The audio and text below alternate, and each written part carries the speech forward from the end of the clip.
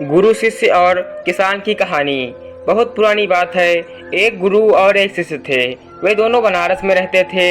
एक दिन किसी कार्य उज्जैन जा रहे थे।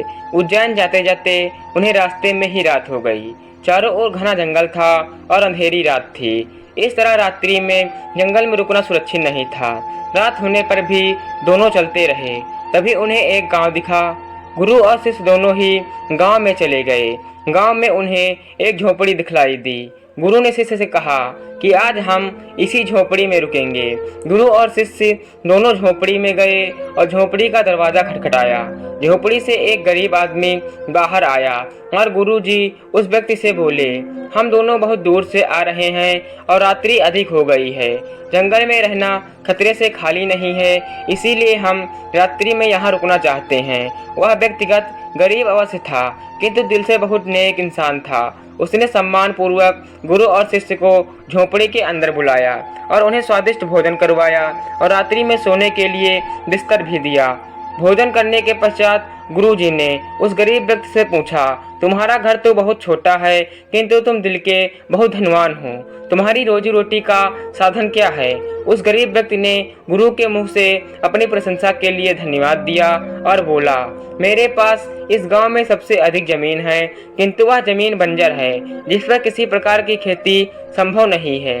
इसलिए मैंने अपनी रोजी रोटी पालन के लिए एक भैंस रखी है। उस भैंस का दूध और घी बेचकर मैं अपनी रोजी रोटी चलाता हूँ। उस व्यक्ति की बात गुरुजी को कुछ अजीब सी लगी, किंतु वह कुछ नहीं बोले और सोने चले गए।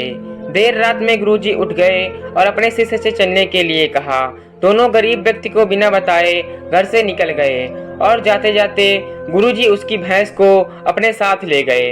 अपने गुरु का यह आचरण शिष्य को अच्छा नहीं लगा और वह बोला, गुरुजी, इस गरीब व्यक्ति के पास रोजी रोटी का यही एकमात्र साधन है।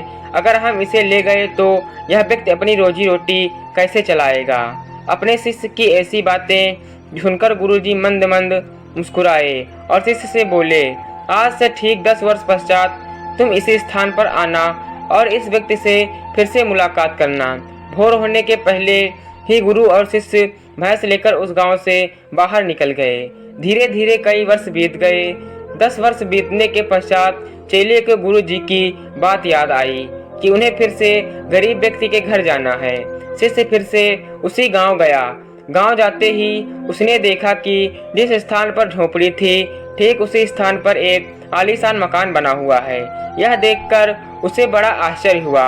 शिष्य मकान मालिक से मिलना चाहता था।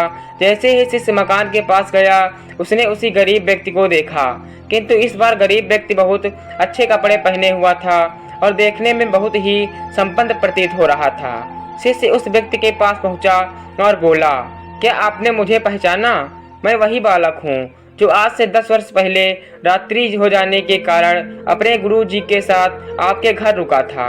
वह व्यक्ति झट से शिष्य की बातें सुनकर उसे पहचान गया और बोला, हाँ हाँ, उस रात्रि अगर आप लोग मेरी झोपड़ी में नहीं आए होते तो शायद आज भी मैं उसी दरिद्रता में जी रहा होता। उस रात आपके जाने के बाद मेरी भैंस भी कहीं चली गई और मेरी रोजी रोटी के लाले पड़ गए। और मैंने अपनी बंजर जमीन पर मेहनत की और अथक परिश्रम के पश्चात उस जमीन को उपजाऊ बना लिया और अब उस बंजर जमीन पर मेरी हरी भरी फसलें लहरा रही हैं। इस जमीन की बदौलत मैं आज इस गांव का सबसे संपन्न किसान बन गया हूँ। शिष्य को अब समझ में आया कि गुरुजी उस रात उस व्यक्ति की भैंस क्यों ले गए थे। शिष्य के मन में अपने गुरु के लिए पहले से भी कई गुना अधिक सम्मान था। Thanks for watching full video. धन्यवाद।